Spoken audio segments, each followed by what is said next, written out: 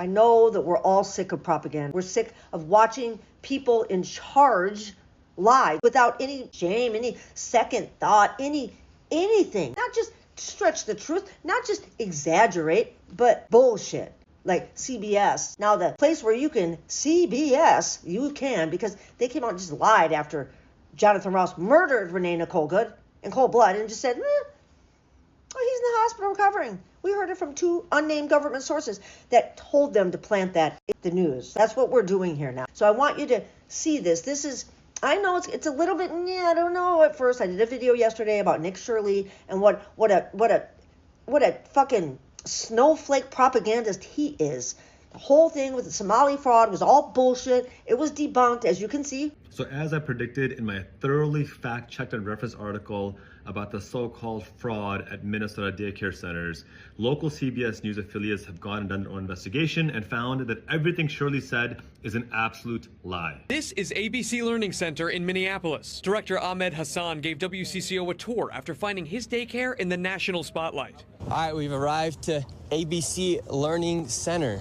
In a now viral video, right-wing YouTuber Nick Shirley claims nearly a dozen daycare centers in Minnesota are taking public funds but not providing a service. He says ABC Learning Center is one of them, knocking on the door in mid-December. Hassan says his employee didn't respond because Shirley was in a group of about 8 people, and his staff were concerned about recent ICE activity. Is this daycare committing fraud?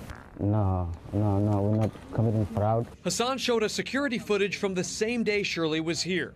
According to the timestamps in the videos, this woman takes a young child into the center at around 9 a.m. that day, about 3 hours before Shirley arrives at the door closer to the street. Within the hour after Shirley leaves, a woman arrives at the other door with a stroller. A larger family heads inside a few hours later.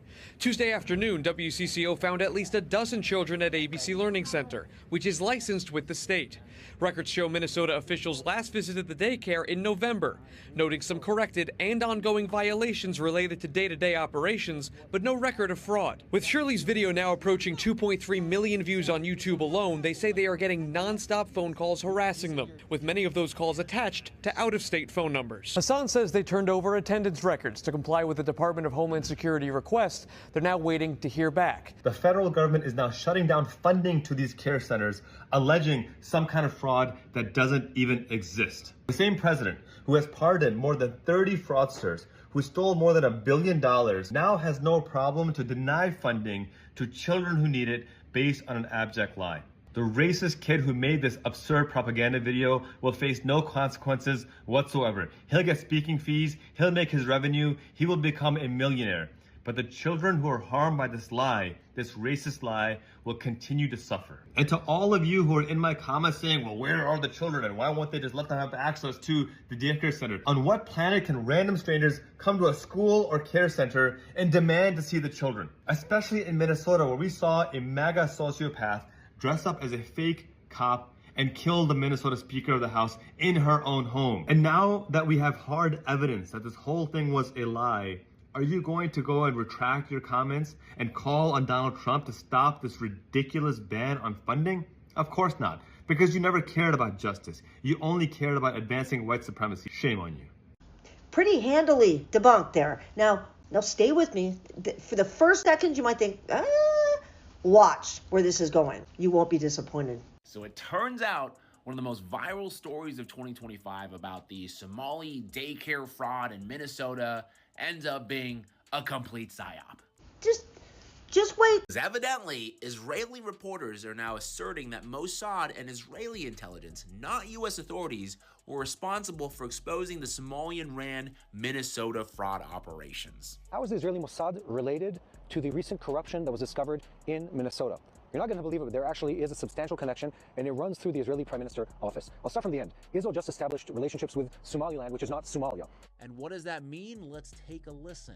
Does anyone know what Somaliland is, really? Said U.S. President Donald Trump after Israel became the first country in the world to recognize the self-proclaimed republic in Eastern Africa.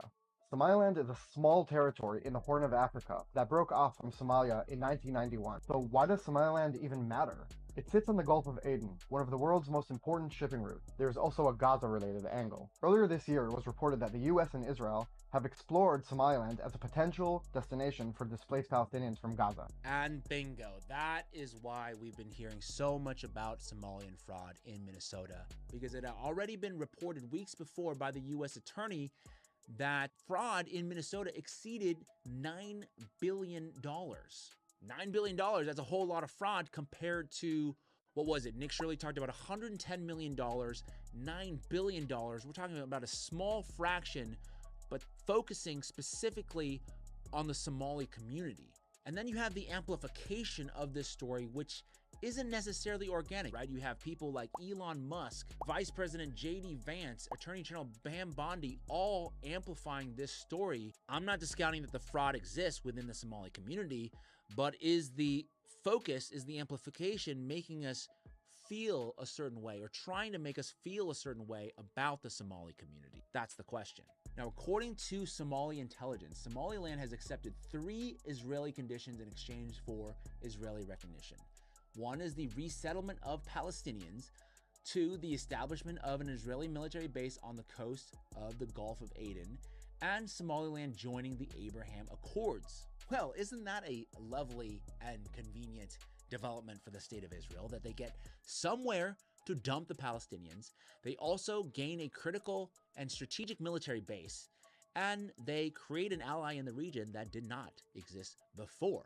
So maybe they get a resident independent journalist who maybe isn't so independent, if you read what this story is all about, to do a story that says Somalians bad. Yeah, now how y'all feel about that? Please, I want to know how you feel about this story. Tell me in the comments.